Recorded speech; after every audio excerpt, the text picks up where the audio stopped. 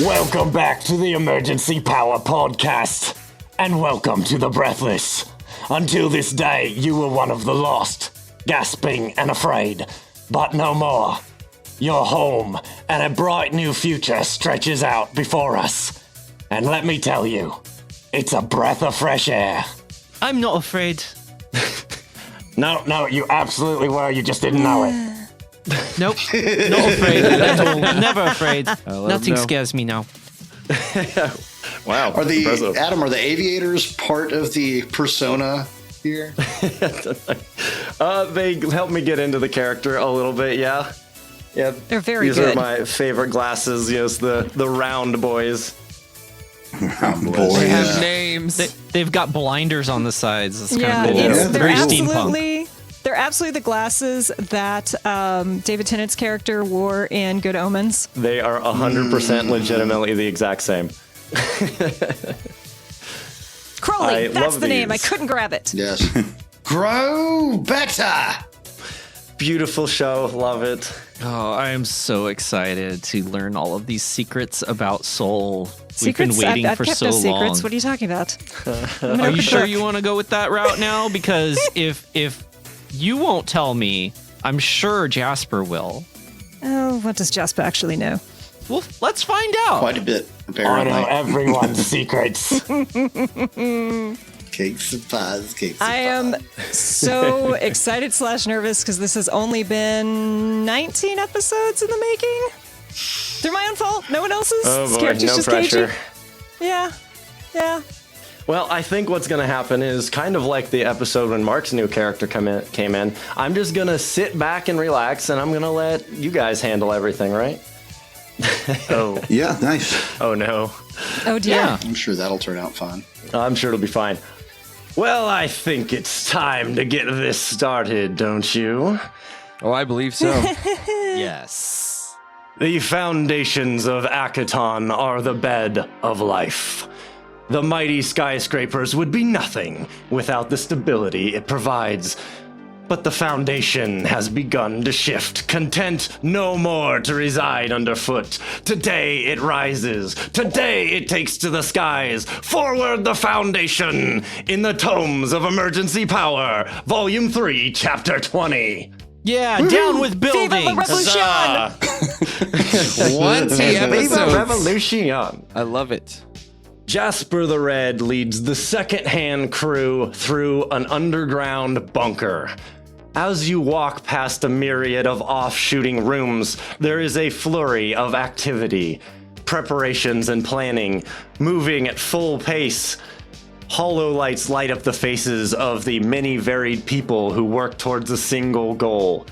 And this place looks like it could withstand a bombardment, but somehow it can barely contain the excitement of these people.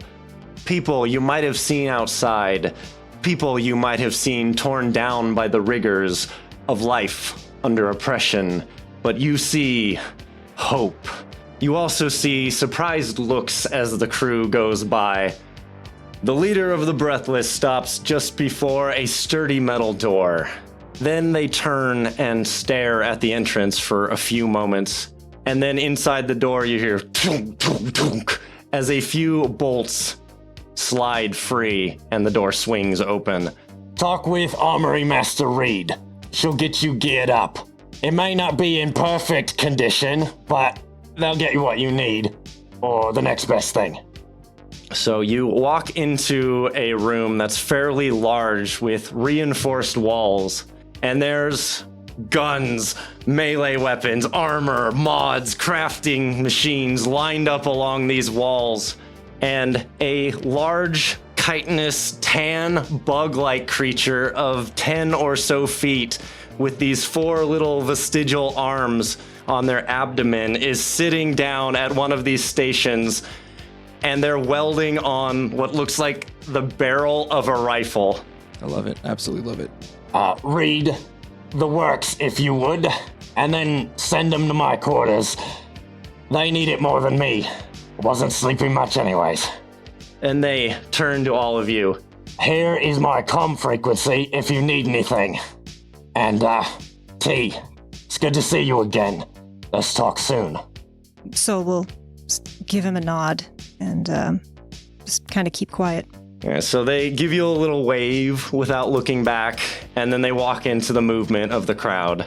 And as they're walking away, Reed just raises one of their 3-fingered clawed hands and like gives a thumbs up, but like doesn't even look away from what they're doing.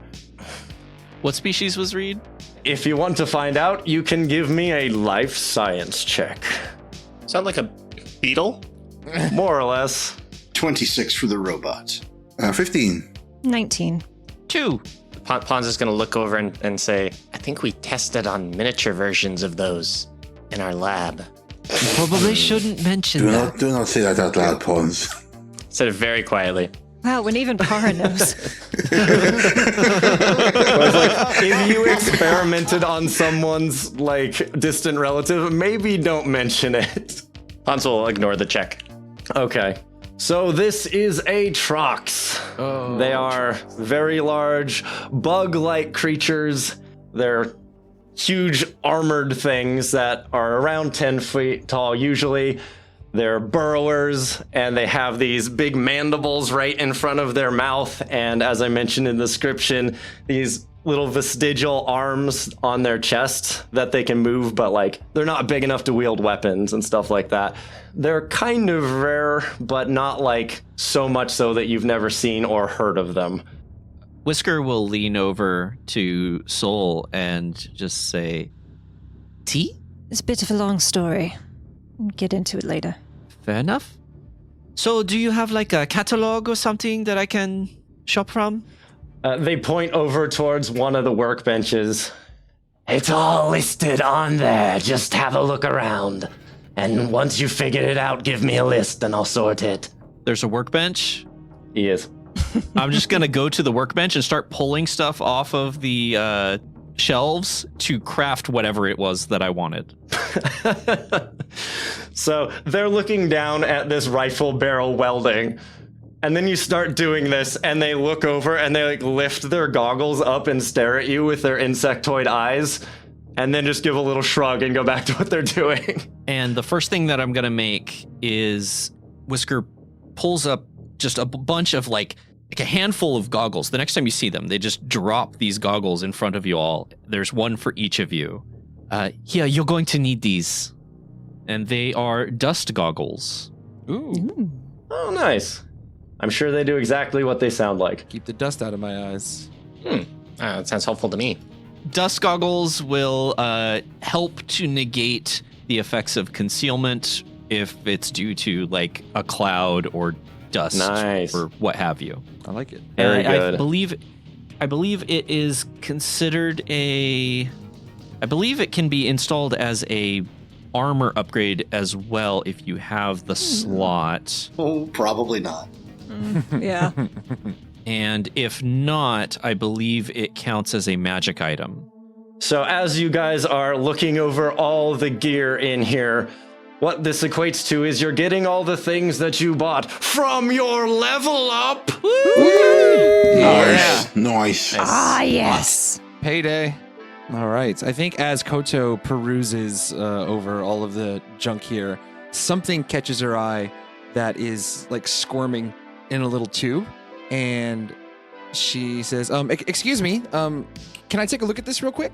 Yeah, that's my younger brother. Go ahead. No, I'm kidding. Well, I guess keep it all in the family. So Koto goes and like picks it up and sees this little like small like little gooey green alien like substance in there. And she's gonna try to do a mysticism check on it to try to identify it. All right, go ahead. It's a 29. Thank goodness I know exactly what this is. But yeah, basically it's a Mark II personal upgrade. It's a synergizing symbiote. So basically I'll need to get this surgically implanted into my body, and it's going to permanently increase one of my ability scores by 4. Ooh, Pons loves surgery. Nice. The Mark II? Brain Yeah. surgery. Yes. Mark, you have gone to level 2. Yes. It's been a long time coming. That's not nearly as high as the rest of us. Start a little bit late. But yeah, That's so what you get when your character dies. that's exactly. Koto takes up the upgrade, and she says, "Is it okay if I just take this? Anything okay with that?" The boss said give you the work, so go right ahead. I think. Please she'll take my brother. He's really annoying. Now it'll be a part of me forever. No, but she'll give like a curt nod, and then she'll immediately go over to 5e and say, "If you have some time, would you mind helping put this in me?" It looks like a babblefish, like from Hitchhiker's Guide. I think you just stick it in your ear and it just kind of wiggles in there. Please, no, I always like no. to picture it as like a brain slug from Futurama. So this isn't like a glass ampule, I'm assuming, or a vial. Yeah, kind of like a big, Yeah, absolutely. They're in a tube with like glowing green liquid.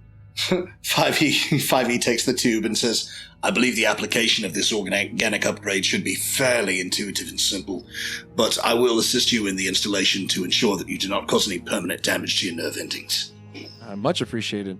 Pons is just kind of looking at this thinking like, oh, something inside of you. Yeah, and he kind of shudders. 5e looks over at Pons and says, you seem interested in this process. Would you like for us to acquire one for you as well? No, I'll help put it into Koto, but no, not for me. Very well then. Yeah, we can get about slurping that thing right into your ear there. Oh, come on. I love it so much.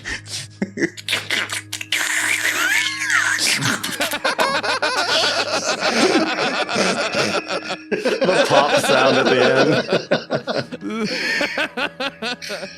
This is great. Well, then we'll just cue the montage of you guys like pulling guns off the wall, looking them over, like strapping armor on. Yes. Yeah. Did anyone else get anything cool? No, I just wanted to see if there was like a lasso or something, a rope with a lasso that I could get. Are we briefly talking about any cool stuff that we got from level ups? I can't, obviously, because like my whole character is new, but Yeah. If there's something super special you guys want to throw out there, absolutely. 5e is just going to make himself at home with a workbench near the trucks and start welding bits and pieces of new tempered compounds to his existing suit. And by the end of it, what will effectively happen is that his D-suit 2 becomes a D-suit 3. nice. All right. It's so much nicer when the people that come in can make their own things. I can keep working.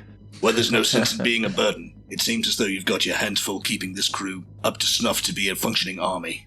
There is one cool thing that Whisker makes while at this workbench, and you see them fitting like this. It looks like it's about the size and shape of a heart, but it's like got all kinds of cybernetic components attached to it, and then they just kind of pull back their fur and it like kind of dissolves into nanites, and they just shove it into their chest.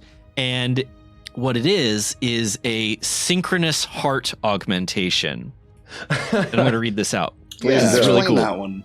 That's Your heart new. is fitted with occult fixtures that connect its rhythm to the energy of nearby living creatures. You have blind sight life with a range of 30 feet, but only for Whoa. dying and stable living creatures. Wow. As a reaction, you can allow an ally within 30 feet to spend your resolve points to stabilize or stay in the fight. Wow. Oof. No more dying on my watch.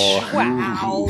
So like before an enemy Wow. basically re-attacks you, we could use our reaction to trigger that for you instead of doing it on your turn. No, when on your turn, I can spend a reaction, and then you can freely use my resolve points as if they were yours. Yeah, if you guys are Dang. out of points, say Brandon's situation, Yeah. if Whisker was there, they could have been like, you take my resolve points, you can stabilize. Which is exactly why If it's Whisker 30 is feet. building this. Make Crazy. 7 up yours.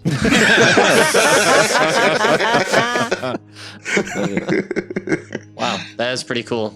No, Pons is not the most efficient with weaponry, so he's got a few new spells, but he's also been hanging on to a few magic items that they've recently acquired, so Pons is pretty happy at the moment. Pons has the friendship bracelet, but just one on each of his little hands. Yep, love it. Tiny, tiny hands. I feel so appreciated. I'm my own best friend. Okay. Soul is like still continuing to pull out their data pad, try and place a call. It fails.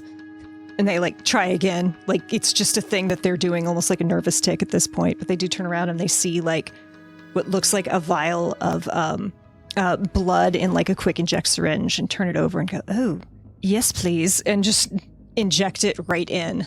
And they now have regenerative blood, which whenever they spend resolve points to stay in the fight, they will also gain a small amount of hit points. Cool. Nice. That's cool. All right, so anything else anyone wants to say about gear stuff like that before I move things on? No, I'm trying to say, Park, like quietly looks at this pile of stuff and just like they swipe their tentacled left arm across some things and just absorb them in, and then they wander off. Amazing. That's perfect. I'll have that. Yeah, just like it's like sweeping a table, but everything's being absorbed into their arms as they're doing it. Lovely. Mix between a cat and a kleptomaniac, basically. Yeah. Just quietly brush it off the table. Not Actually, inaccurate. I'll just take it. Oh, actually, Para then reaches into her arm, pulls out some kind of new firearm, and hands it to Myrani. Uh-oh. Oh, what's this? This could be fun. I don't think I need it, but you might like it. And they're gonna hand Myrani some weapon for them to have for future reference. So Myrani could, Did you have a tool up with all the specific rest of one us. in mind? Or? No, I just wanted Myrani to tool up with us. It felt like we were all doing these cool montages, and I was just standing in the background being like, yeah, no, that's fine, I'll just... I'm Marani. In the background, they found another cowboy hat that they're trying on. Right. Everyone's montage has Myrani in the background trying on a cowboy hat. Wait, did my Ronnie level up too? You might have. You may have to wait and find out.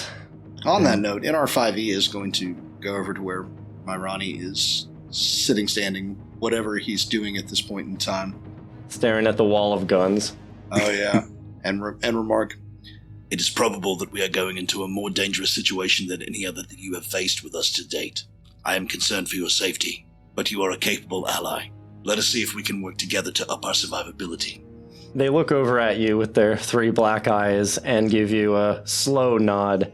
Do you think they have any tailored suits with armor plating in it? I imagine that with a little bit of effort, Whisker and I could whip up just about anything you'd asked for. That's pretty cool. No problem. Well, I think I may have picked up a few tricks watching all of you fight. Hopefully I'm not worthless. You are far from worthless. If we had more time, I would develop a strategy with you that would involve some sort of interlacing targeting matrix selection process. Unfortunately, we don't really have the time for that right now, so I'll keep it down to a simple statement. Shoot where I shoot. Seems simple enough. And they look down at the gun that Para handed them. And it seems like they're more or less on board with, all right, you're going to aim for something, I'll aim for that too. Nice. Excellent. And they tip their hat a little bit. They grow up so fast. Milady. don't make him bad. Marani's not a neck But beard. Myrani immediately takes the hat off and throws it away. No. I was gonna say, Soul will slap him if he does that. I was just trying to be, wear a cool hat. Fine, whatever. No, it And is just a walks cool away. hat. It is a cool hat. Carter, what are you doing? Myrani, no, it's all ruined. All right. So you guys gear up, and once you finish doing so, Reed stands up and gestures for you to follow them. They take you to a room that's scarcely adorned aside from a single cot and a collapsible table, and enough dust to last you an entire lifetime. And after you guys all head in, Reed gives you a little nod as they're like ducking to be able to look through the door frame. And then they shut the door and head off, and you guys are left alone in this room. And despite the inhospitability of this planet, this place feels somehow safe. Time to sleep. It's like, time to sleep. You look over, Para's already out, like, Right? Yeah, like Para Taking over the and entire cot. Pawns are doing so bad right now. Yeah, Para's finding, seeing it's a safe space, they walk in a circle and just like meld into a cube. Oh my god. Pons, you have 2 health? Yeah, I've not been doing very well. I just saw that. We should also probably apply like some medicine checks to Pons to heal that up. Because 1 long rest isn't going to do it. Yeah. Nope. Let me throw one of those out. How's the old 29 ski do for something? 29. I don't remember how medicine works in this game anymore. You can do treat deadly wounds once per day, and that'll heal. It's based on the DC is based on the med kit. Yeah, you have advanced med kit, right? Yeah. Yeah, we did spring for the advanced. Yeah, you got it by far. What's the DC? Because for every 5, if I he think beats it by it's- 5 or more. Did it take it down from 25 to 20? Advanced med kit, treat deadly wounds to 20. Yeah, so you beat it by 5 or more. So you healed for 1 HP per level plus 5e's intelligence modifier. So that would be 8 plus 2, 10. All right. Nice. Nice. You don't have any spells left over, Pawns? I do have a couple Mystic Cures here. I actually don't have as many as my sheet says, but I have a couple, yes. Okay. So I'll expend a few D8 to try to boost that even further.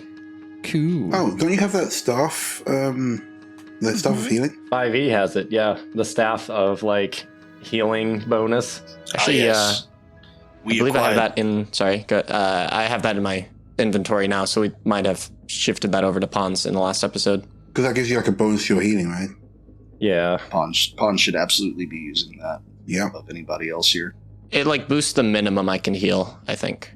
12 points to each die. All right, so with a couple of spell slots there, Pons is going to be able to go back up to 32 health, along with in our 5e's medicine check there. So not Nice. too bad, but Pons is still going to go find a corner, just barely float off the ground and kind of curl up into a ball to sleep. Little fetal position, Pawns. Cute. Soul kind of rolls their shoulder from where they're still aching from being tangling with Big Mama. And it's like, ooh, I think. And you watch them kind of close their eyes and they start to glow, not from their moat, but from their chest. And this warm light surrounds them.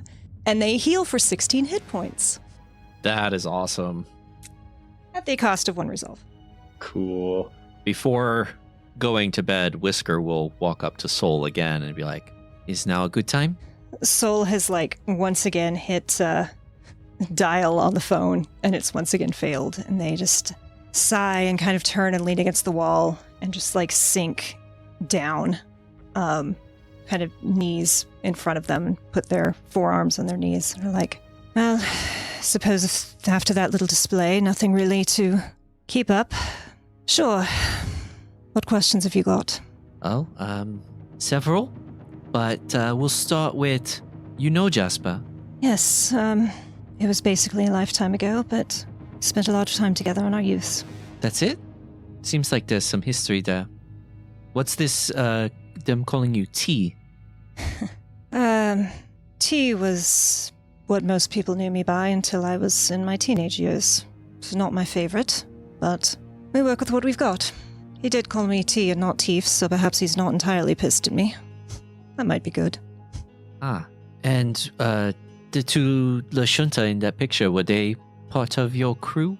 There's a very long pause, and they kind of rub their faces. They're just like, they were my teachers.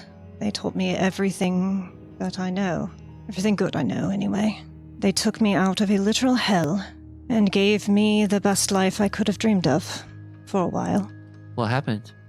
The same thing that always happens, Whisker. People get tired of my shit and move on. Now the dervish is going to know that we're related, and they're going to be very easy to find because they're still with the monastery and they're prominent, and gods, if they find out I've put them in danger, they're going to hate me even more than they already do, and I don't know how to deal with that. Well, you don't have to deal with it alone. I'll help you, and I'm sure everyone here will too. Gonna do you a favor and not hold you to that. Adam, how big is this chamber that we're housed in, approximately? Oh, let's see. Are you asking if you hear this? More or less. You absolutely hear this. Okay. 5e comes over and sinks down to the floor in an approximation of Soul's body language, assuming the same posture of legs folded into chest and arms over. One of my cultural modules suggests that mimicking your body language will help put you at ease. I'm not foolish enough to believe that in this circumstance, but I'm hoping it will at least provide some comic relief and make you feel a bit better. So that one pierced eyebrow goes up, but they do manage to crack a little. Ah, good. It's working. Nailed it. Oh, you? Yes. Is your programming supposed to be this charming, or is this just a happy accident? I am a highly adaptive heuristic cybernetic organism. Happy accident, then, yes. No, he's always this charming. Thank you, I think. Whisker is correct. You will not deal with this situation alone. It would not be the first time that we've diverted course in order to help one of our own or their loved ones. Nor will it be the last. But there is a more pressing matter that I need to ask you about. You spoke of an organization known as the Brass Enigma. You and this individual were once members of it, correct? Yes. Were they a paramilitary organization? Soul's gonna kind of look over to Pons, see if he's still awake or if he's just absolutely crapped out. I'd say probably take him a few minutes. So it's one of those conversations where you can hear it, but you might not be paying fully attention as you're starting to go into slumber. Soul's just going to... Pons, Yeah, what's up, Soul? humor me, will you? What do you think an organization called the Brass Enigma has been doing? Huh. Probably collecting a whole bunch of gold with bounties or something. I'm sure that, yeah, it's probably having to do with piles of money. Not sure. Not entirely far off the mark, then. They kind of settle back and lean their head against the wall. So, it was a very fancy name to give a group of very wretched children a sense of importance, I suppose. No, the Brass Enigma was, I suppose a gang is the right word. I'm sure there was some sort of upper levels of criminality going on. I didn't know what they did or who they were because you don't trust children without information. We were there to distract guards and cause havoc and pickpockets and nothing you might have hoped. A common tactical adaptation of many criminal organizations, then. The reason I ask is, this Jasper appears to have taken on the responsibility of training these individuals as revolutionaries. If you can offer me some sort of insight into what that training would entail, the type of combat tactics they would adapt, we might be able to better coordinate our own stratagems to optimize our survivability and success quotient. I knew Jasper a lifetime ago. You see them think. It's been at least 15 years, I'm afraid. We were children. We were sneak thieves and cut purses but I can tell you I have to catch up with him, but Jasper was the best of us. He certainly armed himself and his people well, so... When you say the best of us, do you mean in terms of skill at picking pockets or morals? I'm not going to say any of us were moral. Never really got much of that opportunity, but he took care of people, the ones who needed it most. Nah, it makes sense then why they would fall into a role such as this. They're still trying to take care of people. Indeed. Under extremely adverse conditions at that. Can I say I have good taste in friends? If only I had some of those in this room. Yeah, Whisker will grin a little bit at that. Well, there you have it. I'm afraid I don't live up to your expectations. The shine's come off. I'm a literal nobody from nowhere. I'm very good at stabbing people. Didn't lie about that, at least. What exactly left you with the impression that we had any standard that you were to live up to other than to be honest and straightforward with us and to assist us in our endeavors? There's this long pause as Soul just looks at 5e, eyes squinting, trying to make sense out of that question. And you could just see the math going on behind their eyes, even though you probably aren't entirely sure what they're trying to calculate. Well, I've never really been honest or straightforward with anyone ever, so I suppose I failed that test, but We do have a common enemy, and I do intend to see that through. That is all that I require of you. Things change. Programs, people, personalities, forms and programs are mutable. They evolve. 5e looks to Whisker. They recombine. What was, now is. The old is made new again. You'll find a way forward. Look at me. I was once a simple caretaker robot with bodyguard protocols. Now I'm a heuristic killing machine. Wow. Yeah, you really had a glow up. You do wear it well. You kind of barely hear Pons muttering, brass enigma, brass enigma. He's just pondering it more, trying to figure out what it could mean. Didn't hear the explanation, just would rather keep their own headcanon. I do love his imagination. I'm sorry I don't have more answers for you all, but if we can get radio signals out and I can at least warn them, because they're like you, aren't they? They're good and they're stupid and they will stop for private security, even private security like Infernex. I just need someone to warn them. I take it you have some idea of where to find them. You said they're still with the monastery. I promised I would never bother them again. I have no idea where they are, but... Well, then don't. I'll bother them. Yes, we're exceedingly good at that. I'm sure Vin knows. She was fishing. She can tell me where they are. Right, well, I'm gonna get some sleep. I advise you all to do the same. Strongly agreed. If anyone requires a sedative to ease the process, by all means, I have plenty on hand. Sol will clear their throat and not making eye contact, because it's very difficult to ask for help sometimes. Just, knowing myself, I might need one, or else I'm going to be up all night trying to place calls. Give me your arm. Oh, it's not a pill. Oh, my apologies. 5e pulls a small gel cap. A little extreme there. And uses the injector tip of his other finger to push it into the gel cap. I brought the good stuff. Oh, jeez. My apologies. I sometimes forget that a less invasive route would be preferable. Thank you. Hands you the pellet. Sol will take it and pretend to swallow it. Pretend. Oh, I'm gonna roll perception on that. Same Z. Roll sleight of hand, Sol. I'm on it. 19. Dirty 20. 23. But 5e doesn't say anything.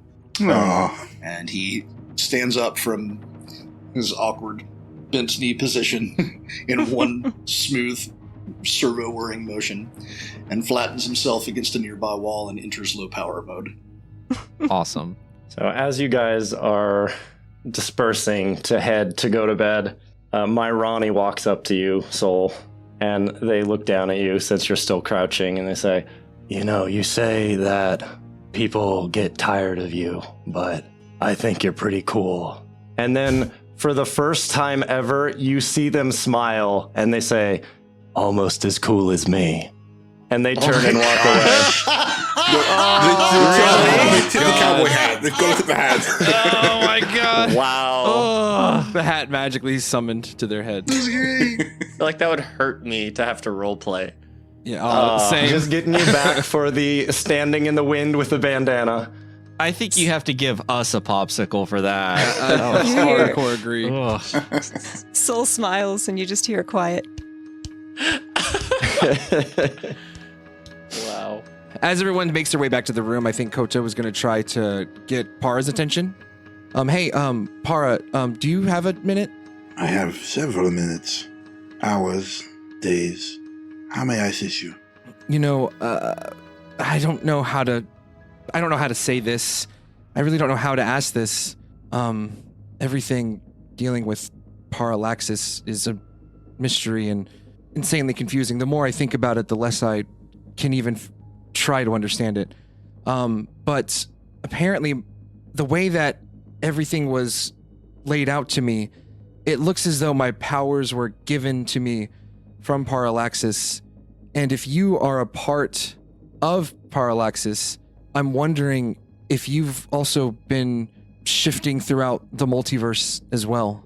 you talk about so much as if it's new to you, but if you truly are a part of whatever this entity is, surely you would have. You know how to walk, you know how to grab things. You're clearly not like a newborn. I'm just wondering if you can see into different experiences throughout the multiverse, like maybe through the eyes of Parallaxis, if that's what your memories draw on. I'm sorry if this doesn't make any sense. It's hard for me to even try to think about it. No, I understand. You have questions. Koto. And I guess you're talking to like this cube. Just like Power's eyes open on the cube to face you. Oh god. That's so weird.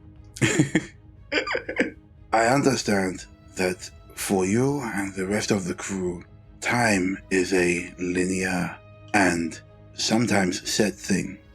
You are born, you live, you die, you are replaced. I see all these things all the time. I see you as you are now. I see you as you were a child. I see you as you will be. I do not know how best to make sense of these things, but know that when the time comes, I will be there for you. You say you've seen me as a child. You see me as I am now. You see me as I'm younger. I have to ask, do you see my parents? Only you. She kind of looks to the side, looks a little disappointed at that answer, and says, okay, well, I guess for better or worse, we're a team now. I mean, everyone in this group is a team, but yes, I can't help but feel a little more drawn to you. I feel the same way, Koto. Sorry. That's a sexy cube right there. Yeah. Like your angles. Thank you. They are new. Actually, Power as a cube normally is obviously like a smaller thing, but while they're still dealing with this new situation, the cube is large.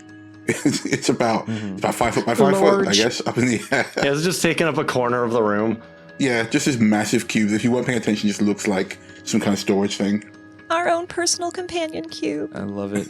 Yeah. Kota will then say, "Well, if we are going to be working together, I think it might be in our best interest to try and pool our abilities together and see if we can come up with some kind of combination attacks, some tag team abilities. When you have some time and we have some downtime, I'd love to practice some of my spell casting with yours and kind of pick your brain on what we can do and accomplish together." Of course, that sounds most enjoyable. Like the SRO wrestling we saw on our way here, you and I.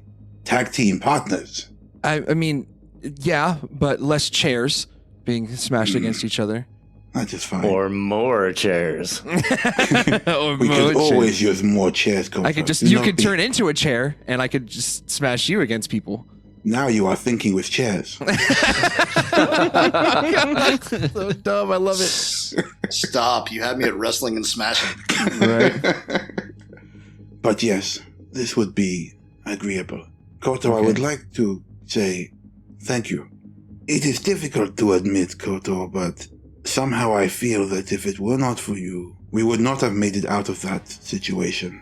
As I said, you have my respect, and you have my thanks. When the time comes, whatever you need, I will be there for you.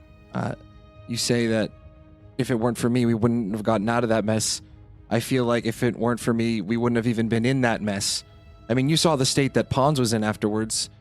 According to whatever the hell Parallaxis is, I should have a greater control over these abilities, but I think with your help, I should be able to get to a point where I can prevent unintentional shifts and harness the power of Parallaxis to our desires instead of just being a puppet. Yes, nobody wants to be a puppet. I look forward to trading with you. We can start tomorrow. Great. Yeah, okay, like I said, I know that you guys I put you through the ringer, so I'll let you get some rest. Koto, we came away from a bad situation that you had no control over. We have come away from many bad situations that we have all had no control over. Do not blame yourself. I know that I certainly do not. And Pawns, and the eye shifts slightly over the Pawns. I do not believe they do either. Well, if what I've heard today is true, it looks like we have a fight in store for us. I'm ready to bash a few heads in to let out some frustration. That is the spirit. An arm comes out of the cube and like pats Koto's shoulder, and then like pulls back. Very, very strange. Koto says out loud, very, very strange. Now come to bed, and it drags you inside. I'm good. I'm good. I'll sleep over here. Training, yes. But yeah, then at that, Koto will try to find a little spot to hunker down for the night. All right. So, Soul kind of eavesdrops on that conversation and sits quietly pretending to be out, and then once they hear the room go quiet, they're going to sneak out and see if they can go find Jasper. Okay, go ahead and give me a stealth roll. That is going to be another dirty 20. Oh, that beats my 19. I also got a 19 on that perception check. 3's a crowd. I literally got a 19 as well. I think also if we're asleep, we technically probably have a negative modifier too. Yeah, so absolutely. No way that I caught Minus it. 19. Yeah. Oh no. And I'm sure Pons would have been able to notice that because I'd have to roll like a 4, but yeah, he'll be asleep. Yeah, same. But Pa will just like watch Soul leave and let them do their thing. They don't have to follow them. The eyes pop out of the cube for a second and then pull back in. Yeah. Well, that makes me just a little sad because this would be a very fun scene to eavesdrop on. But All right, so you sneak out into the hallways and start looking around. Do you start asking people where to go, or do you just search for yourself? I think Soul will kind of do a quick sweep. Number one, just wanting to know a little bit of the layout and then see if they can find Jasper. And then if that's not pretty quickly fruitful, they're very tired. They want this day to be over with, so they will ask for help if it's not. Okay, why don't you go ahead, give me a survival check. I believe that is a... Okay, that's going to be a 13. So as you walk around this place, you find that it is essentially a series of rooms where people either have hunkered down here. There's a room with cots, and there's a room with a bunch of computers where people are standing over desks reviewing the plans, But eventually, as you're kind of peeking into these rooms, you look through the opening in one of these doors that's cracked slightly open, and you see inside a vehicle that looks rough and ready, and the back door is open, and you see a couple legs that are sticking out like someone is laying in the back. And just from what you had seen of them before, because they had kicked their feet up on the table, they're the same pants that Jasper was wearing. I'm just going to shake my head just a little judgmentally and toe the door open and lean into the frame. Be like, are you napping in there? Oh, no, I was considering the future plans of... Yes, it's sometimes you just need a minute. But I had a feeling I might find you in here. Technically, I think I found you.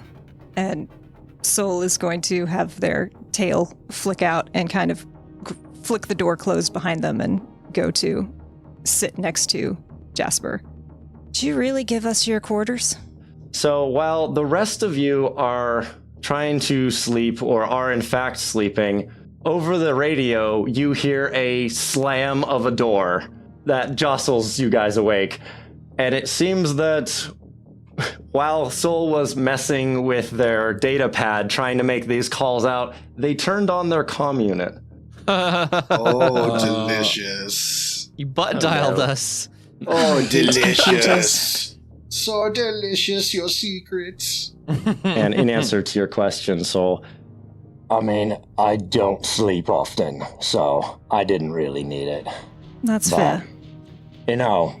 I never expected to see you again after you ran off with those Solarians, but I'm glad to be wrong. Soul kind of lowers their eyes for a moment and just collects themselves before looking at Jasper again and forces just a bit of a smile.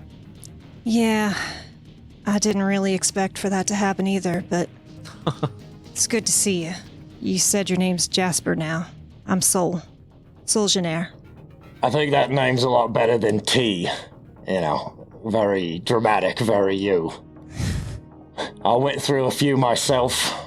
I was Oshin, and then I was Ashwin, and then I was Asol, and, but all that changed when I got to this, wretched rock. Now I just go by what they call me and what they need me to be, and that's Jasper the Red. I kind of became what the universe needed me to be, so it seems we're both following a similar calling. Yeah, I suppose something like that, but I'm sure you're off saving the world. They gesture to your moat that's floating overhead. I mean, you got the power, so why not? Well, not every world needs saving, and sometimes saving something makes it worse than when you got there, you know? Everything's complicated. They turn and chuckle a little bit. You know, I don't think it could get much worse than this place, no matter what I did to it. You're not wrong. I mean, it's pretty wretched. And Soul kind of shifts a little bit closer, and just being around this person again, who they were a child with, is just kind of reverting to old habits, and just leans themselves and their head against Jasper's shoulder if he'll allow it. Yeah, they don't make any move to stop you. Oh, come on. You can't still be a crybaby.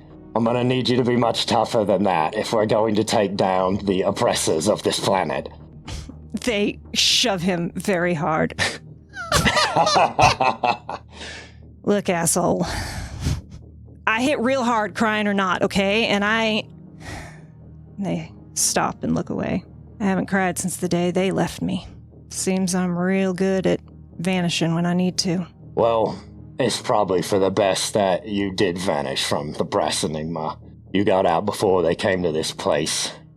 So, I'm sure that there were people that were upset that you were gone or thought you were dead or whatnot, but everyone wanted a way out. You just actually found one. I don't regret it. Every day with them was the best day of my life. I am sorry I left you to take care of everyone, and I'm real sorry I didn't get to say goodbye. Don't worry about it. I saw what happened. I was there. I happened to be in the neighborhood. Don't read into it. And they look at you. But, yeah, I saw you get attacked. I saw those two Lashunta jump in and help, and, once they pulled you away, I figured that you weren't going to be coming back. Just because I didn't come back doesn't mean I forgot. They're going to hold up the back of their right arm and show a black band with gold tattoos, star patterns, orbital patterns that Jasper may or may not remember, but it's the view from the station the last time they saw each other. Most things from back then I've tried to forget. Not that that's possible, but, there are a few good moments, and I suppose looking up at the stars and imagining how much better life could be was one of them. Brass was a shit family, but you made it tolerable. Is Reb here? Did she make it? So, the way it all played out was the Brass Enigma decided to move again, as they always do. Yeah. And they came to this place, but before that happened, Reb up and vanished.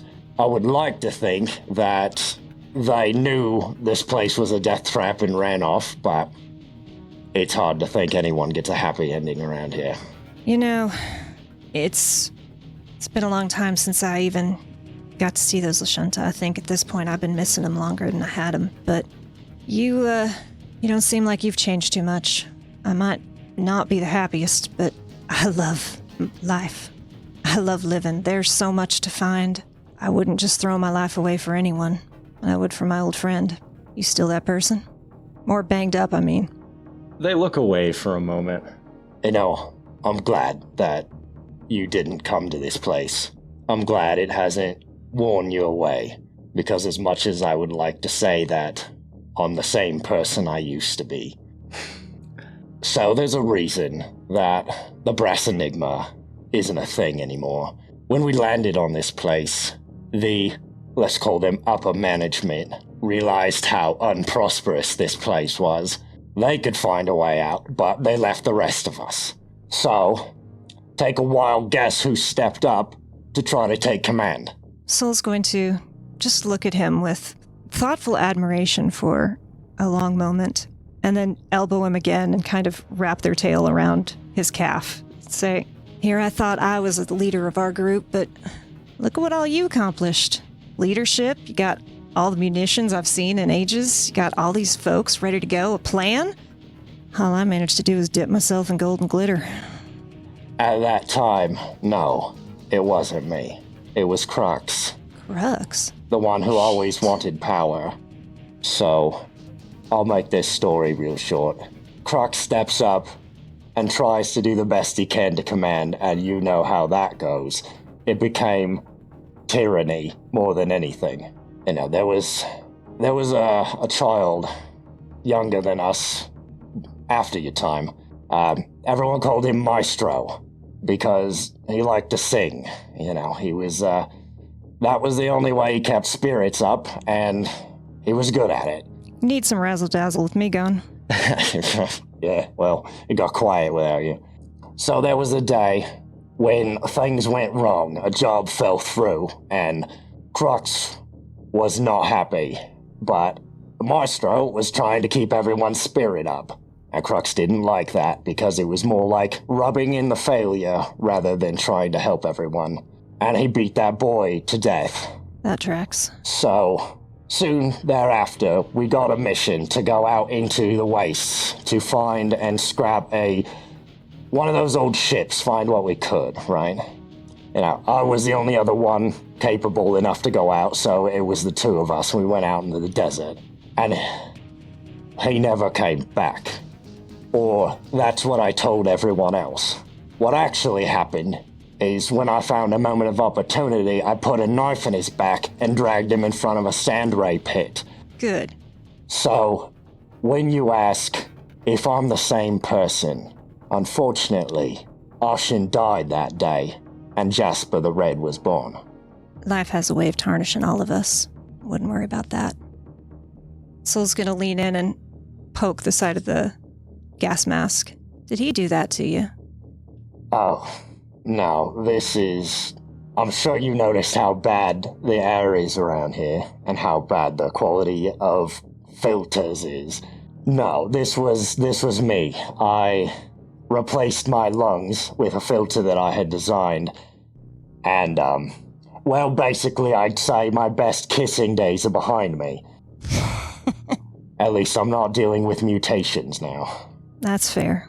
That's good, because that means there's not someone else I gotta go kill for doing that to you. Fine if it's a choice. And Jasper sees, this strange overlay of the small, scrawny child that they knew. The two of them just threatening to hurt everyone and kill everyone just because they were angry, scared kids trying to seize any power that they had in that situation. And yet now in front of them is this same person, still a little short, still a little on the scrawny side, but suddenly entirely capable of carrying out that threat. But doesn't seem to have changed all that much. Yeah, they kind of look you over as they take perspective on who you were and who you are now. They say, So, what made you get rid of the horns?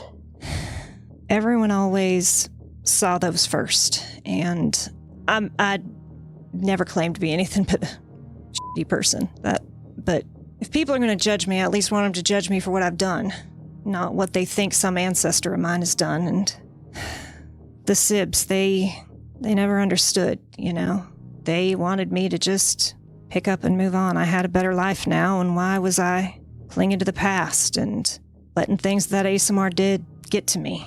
I couldn't let it go, really. You understand, it's as much a part of us as... So they take off the glasses part of their gas mask and look into your eyes. The galaxy has a way of telling us who we're supposed to be. Everyone has an opinion. But what I've learned by changing into who I am now is that instead of letting them change you, they should be afraid of what you can do. You should show them that they can't control you. If it were me, I'd get those horns back, because they're damn impressive. I think I'm rather tired of people telling me what I should and shouldn't do, friend. Besides, between your blue eyes and those Lashunta, you saw them, they were gorgeous. You've got to stop listening to hot people. I mean, come on. Well, I am a hot person now, so f*** you. That's what I'm talking about. And they bump their shoulder into you. I'll poke his side and say, so what makes you the red? I mean, we're on a red planet. I'm kind of the leader of a revolution.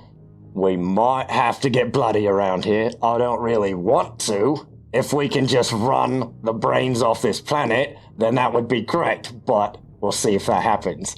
You know, speaking of, why is it you're on a crew with one of them templates? Sol takes a very deep breath. Thought I was here because of that. Did you see that Nasanoi? Long, tall drink of water? Yeah, the quiet, mopey-looking one. He's a bit mopey, I suppose, but he's... You know what you and I went through. It's nothing compared to what that boy endured. 5e really does mean well for him, but I'm worried he wants what's best, and you and I know more than anyone. But you've been through what we've been through, you kind of need to know all your options. After my little display up there, I think I kind of lost a lot of credibility, but maybe if you could just give him a talk. I'm sure he thinks you're pretty cool. Well, he's right, of course, but yeah, if we can find a moment, then I'll talk to him. There's something really big going on, and it's bigger than one planet. Apparently it's bigger than even a universe, which is really weird because I've spent most of my life at this point talking to the universe, so the fact that there's something bigger is really not sitting well with me. They say real nice things, but I know how I am, and they might be done with me real soon. We get this cleaned up, you'll save me a seat on a transport off planet, yeah? Might need to come at this from another angle eventually. If we make it through this, whatever you need. Sol will nod and hop up and take a couple steps away and then turn back. This doesn't change what I said, you know. These are my people, at least for now. They are under my protection. And I'm sure that you, of all folks, Jasper, can understand why I do not appreciate you referring to my friend Pons as his ancestry rather than his right and proper name. Preach! They give a little nod. I understand where you're coming from, and I hope you understand where I'm coming from. Here, they're the enemy. I understand, and I don't expect you to understand this right now, because I don't think I do, but there's a chance that he might be as much a victim as anyone else in this. I'm not saying he don't got privilege. It's showing trust, but... He does float around like he owns the place. Oh, he's also just a bit floaty. He just... But I hear you, and I understand where you're coming from. I also think it might be a good idea to go to sleep. You look real bad. Oh, thanks, darling. You look great yourself.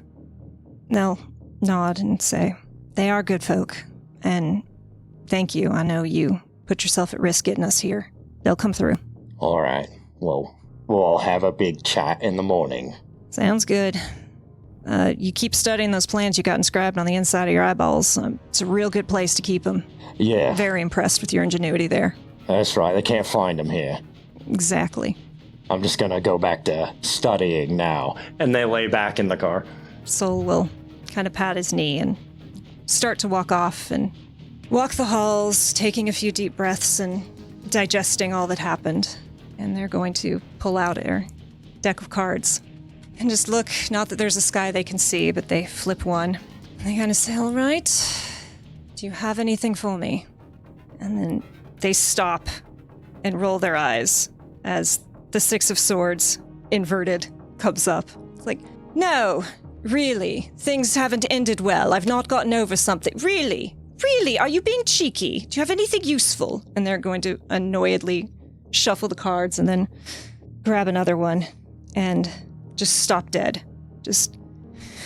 And kind of lean against the wall almost as if they were punched and shake their head and just say under their breath, I honestly don't know if I'm capable of that anymore, love.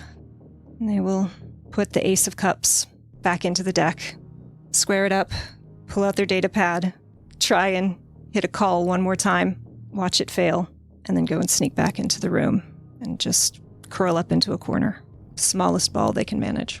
When you come back into the room, Whisker is like on their bedroll, with like their hands under their chin and their knees kicked up and just a shit-eating grin on their face, Oh no. staring at you. Oh gosh. So, like, blinks.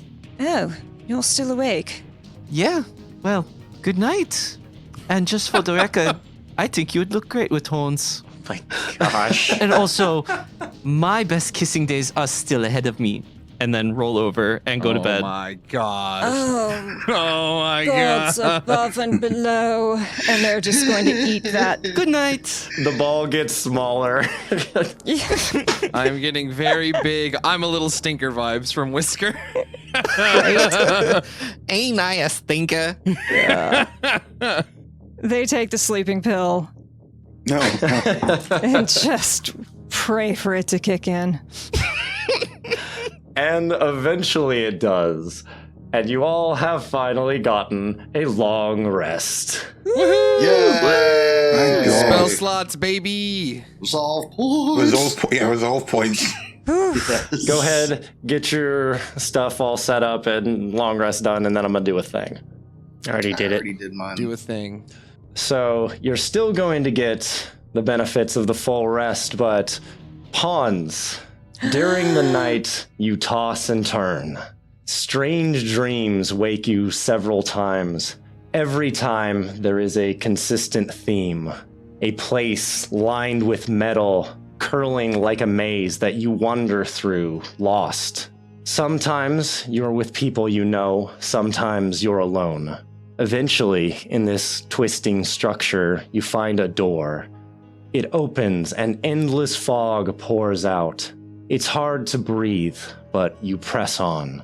As you do, lights flicker in the mist, and deep tones like groaning beasts resonate through the vapors. As you forge into the fog, you encounter a humanoid figure bathed in these shifting lights, shrouded by the swirling mists. You know they are a friend. You know they are an ally. You know they are... And then there's a knock at the door that wakes you up. I'm up. I'm up. So, like, springs out of the ball. NR5E enters full power mode and stalks over to the door. One appendage on the latch says, Who is it?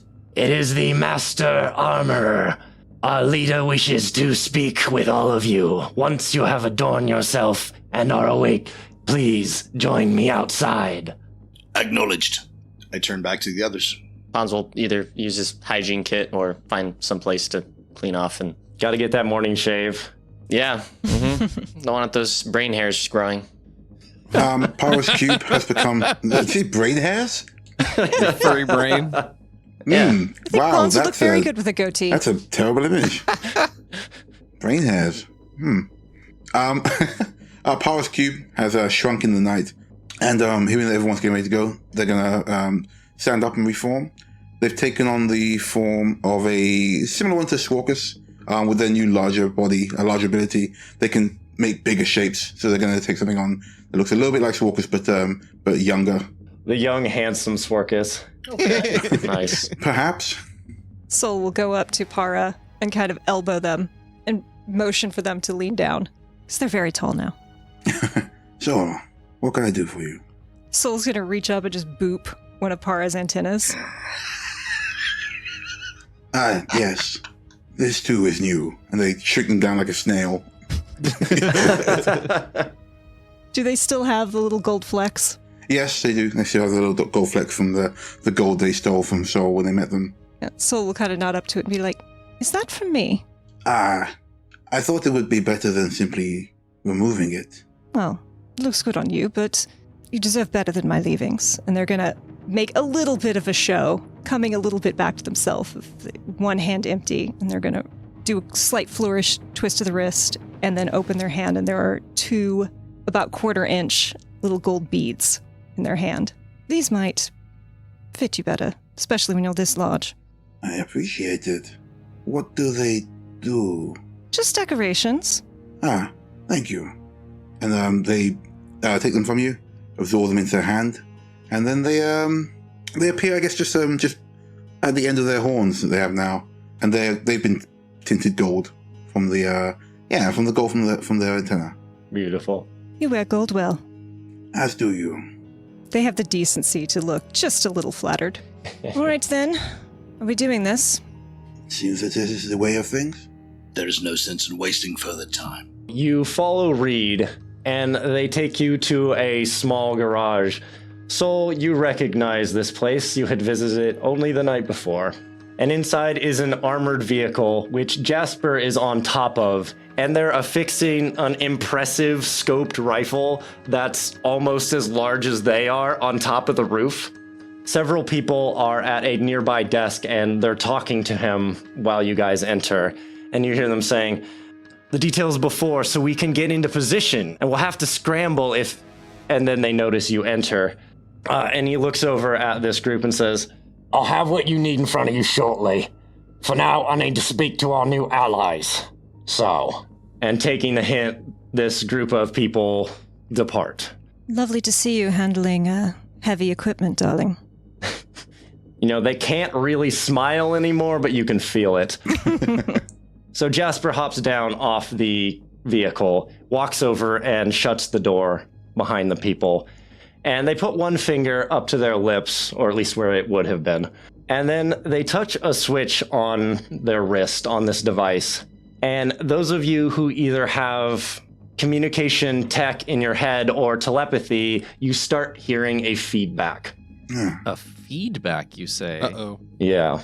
So it's like interfering? A scratching noise, yes. There seems, some kind of interference given privacy. Yes. Oh, I think I need to reset my tape. That's just painful. I wonder if Pons has a little pencil to do the tape. They hold up a hand. Sorry for the headache. Gotta scramble the conversation. Sadly, at this point, can't trust everyone to be who they claim under these circumstances. One more reason to bring all of you in. Their eyes seem to move to Pons despite the mask. Before I go any further, I have to ask you, Pons, what we plan to do is disrupt all of your people and their livelihoods. Run them off-world at very least, or shift their position so they're no longer masters of the planet. Are you really okay with doing that? Losing the golden castle in the sky? I'm not too worried about the infrastructure here, or those that are at the top. Only deal I'd like to make is that if we find Nerians, he's to be kept alive and sent to us. I second that. I don't remember seeing him on any councils or anything of that nature, so doesn't sound like a problem to me. I'd like to actually add any research and assistance that he has had would also be turned over, as that would help us in the process of restoring Scriff's siblings. Agreed. Possession of that data is requisite for our needs. All right. As long as it's not something that's being used to oppress people, it's not my business. Second thing. And they lift up the note that you handed them. Why do you want to know about Thesteron? I felt like there was going to be a cliffhanger, and we're going to see you next time after that, so I was waiting for it. Oh, God. I was like, oh, no. Same thought. Nerians was researching the subject back when I was a lab assistant here. And it seems like the Dervish also had some implication in that research. Coming back after over a year, obviously something's going on here. It's not like people should just be able to recognize me. Everything's gotten worse so quickly. So I want to know if there's a connection. What has Nerians been doing? What was the Dervish looking for? And what is linking everyone that is allowing them to know who I am? Sol is watching Jasper very closely when the Dervish is mentioned. Roll sense motive. Can I do that too? Absolutely. It's only a 15. As a 32. Oh, Pons. Yeah, Pons is a little more locked in when he's asking these things than you'd normally see him. Absolutely. Mm-hmm. Despite their entire face being covered by a gas mask, there's an impact when you say that name. I admit that's more than I was expecting you to say. what research we've done on it, which admittedly is not great because we have other priorities. It is a problem on this planet, causing mutations. Everyone's breathing this in. My assumption is that these storms and whatever is happening on this planet has caused some sort of either tectonic plate shift, earthquake, something, and maybe it opened a fissure and this stuff is leaking out because it is drastically worse than it was even a few months ago. It's hard to say. I mean, I know the illegal mining of it isn't enough to change it like this. So there's something more, I'm sure. But the part about everyone being able to recognize you, that may be beyond me. But I can concur that seeing you seems strangely familiar, and I was inclined to trust you, and I didn't know why. Well, maybe I really just have one of those faces. And yeah, Pons will just kind of take him at his word for that. And if he notices that, he would recognize the dervish's name, but not want to speak further on it, Pons isn't going to press the issue, but just kind of keep it in the back of his mind. Okay. Well, I think it's time we get to it. So they begin to lay out a plan that involves all of you posing as soldiers of Gravewood, another mercenary company here on Akaton. Your cover is that you're guarding a shipment of high-tech components to the upper levels, and some of you will need to pose as soldiers, while some of you will need to pose as workers, because no one would expect the mercenaries to be doing all the work. Jasper says that they have some mercenary IDs and uniforms that would get you guys up to the front door, and with any luck through it. And then they turn to Pons again. Hey, Boombox, does that thing come off? It does. And he pulls it off. Ugh. And you guys see Weirded out by a that. very strange indentation in his frontal lobe. It's like seeing a friend naked. It's not. Does it like say Sony backwards? It's just got an end. Yeah, it could have just been where about this. Yeah, it could have just been from the boombox. You're not sure. They give you a nod. So, this plan would get you up close, but having a contemplative would lean a lot of credibility on the crew. Except the boombox makes you a bit unique. See, sometimes Templars come down here and oversee things that they deem too important for, groveling idiots to handle. And if you were there, looking the part, it would make it a bit easier, perhaps. Whisker, could you whip me up something a little bit more concealable to talk out of? Sure. Or you could just use your natural voice. I'm sure none of us will be offended. No. Aren't we hearing it now, though? Okay, guys. Oh, gosh. I've been talking this one for quite a while. I'm a lot more. Well, if you need to talk, comfortable with it. If it's just talking to us, then you have your telepathy, right? Or are you that works thinking too. about talking to others? We'll probably need to talk to some people along the way, so it would be best that I can still communicate. Isn't it pretty common for contemplatives to speak through telepathy? I think it would be suspicious if you didn't. So then we're fine. Just use your telepathy. All right, and Pons kind of very sadly puts the boombox down Aw. and looks at it. And But kind of shrugs if you his want- shoulders if for a you second. If you want a new boombox, then we can talk. We can always put your original in the null space chamber. Keep it with You're us. right. Oh, I just forgot There you about go. that. And gets sucked in. Yeah, so they explain to you that they have information on a building that's about 3 over from the one that Narian's lab resides at the top of. And they have a general understanding of the layout at the bottom floors, which is essentially warehouses stacked on top of each other. And there's multiple cargo lifts that go throughout. There will be a lot of mercenaries and civilians probably interspersed through these areas. The cargo you have is legit stuff. Spaceship parts not easy to get a hold of here, but they'll pass any muster on the lower levels, provided nothing goes wrong. you'll be taken straight to an elevator and take you about halfway up the building. That said, the info from there gets real scarce. Mouths button up and all. You'll have to follow their direction on where to go next, as hard as that sounds. If nothing goes wrong, you'll make your way to the top on your own. I wish my information was a bit more thorough in that area, but credit where credit is due. The templates and mercs are keeping it locked up tight. We appreciate your putting your trust in us. I'll provide Right? backup where... yeah, excuse me. No, okay. I'll provide backup where I can, either by trouble in the city, or if I can be in the right time at the right place. And they pat the giant rifle that's on top of the vehicle. Something more direct. Yeah. So once you get through the main doors, I'm gonna wake the beast and the whole city's gonna start to move. Pull attention away from what you're doing. Spread them thin, so you can make your way up. It seems best then that we decide who is to be the mercenaries and who is to be the workers. Posing as a menial laborer robot should be no trouble for me. I'm happy to do the talking, whoever does the talking in that.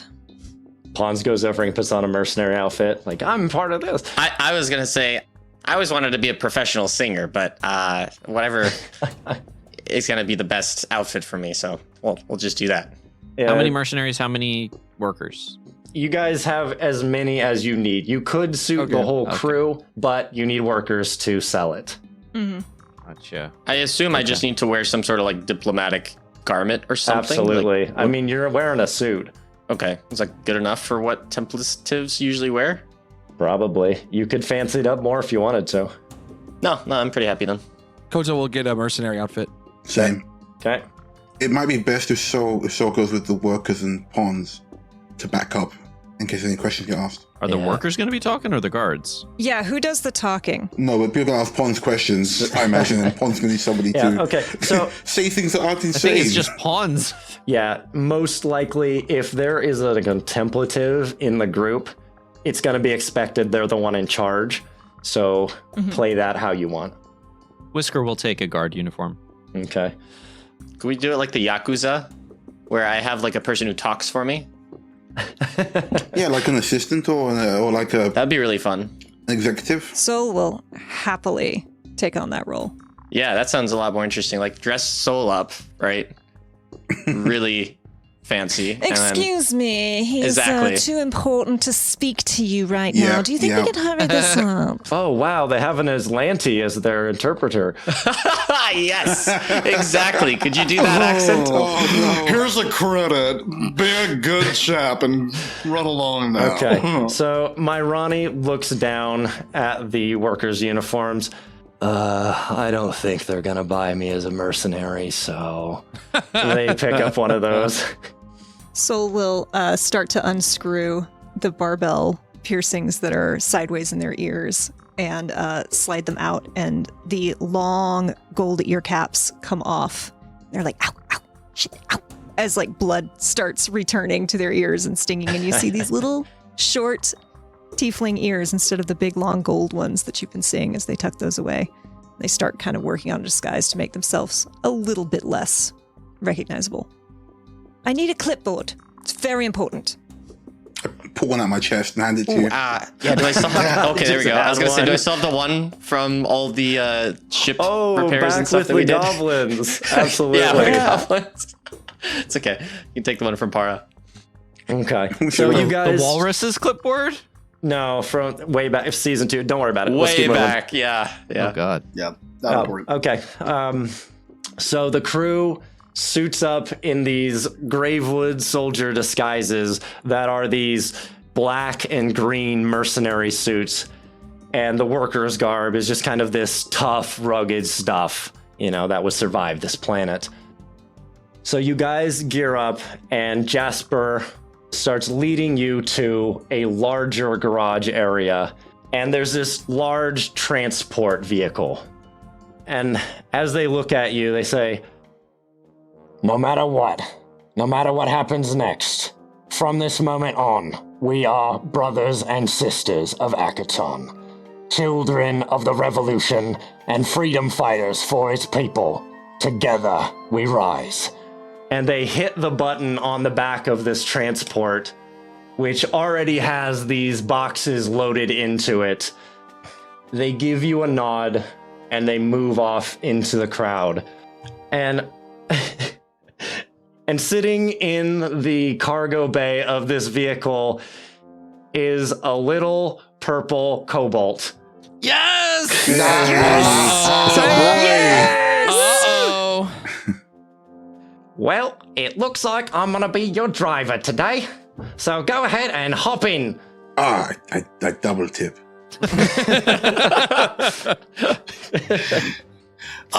Good. It's my experience that operational success is always improved when we are dealing with familiar people.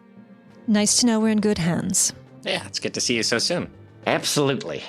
Now, let's get this revolution started. And they hop off and start walking to the driver's seat, and they're holding a rocket launcher over their shoulders as they climb in. Yes! I'm here for it. So you all climb into this troop transport, and the ship begins to rise up. And as you head forward, these large steel doors open, and you proceed through several sets of these until you come out into what looks like an abandoned underground tram station. And they pull out and into one of these railways and start driving down, and they do so for several minutes before it brings them to this sand embankment where clearly it had collapsed in, and they pull the vehicle up and out in that direction. So, this is it. The final moments. Is there anything you want to do? Any aces up your sleeve that you want to pull before the infiltration and assault on these towers of Akaton begin? Can I put on a goatee really fast? Yes! All right, done. All right. As all of you head towards the gleaming towers of Akaton, Nereans residing at the top, the hopes of an entire planet riding on your back, prepare yourself for what is to come in the next chapter of the Emergency Power Podcast. Woo! Fight! When life drains you down, charge up on the Emergency Power Network. Theme song Triangles by Diamond Ace. Find them at bandcamp.com. Music provided by Nicholas Judy of Dark Fantasy Studio at darkfantasystudio.com and Tabletop Audio. Find them at tabletopaudio.com. As well as Carl Casey of White Bat Audio. Find them at whitebataudio.com. Font Azonics by Mixo. Find them on Twitter at MixoFX. The Starfinder role-playing game, including its official lore and images, are the intellectual property of Paizo Incorporated. All rights reserved. Narrated by Danny Lee Collins.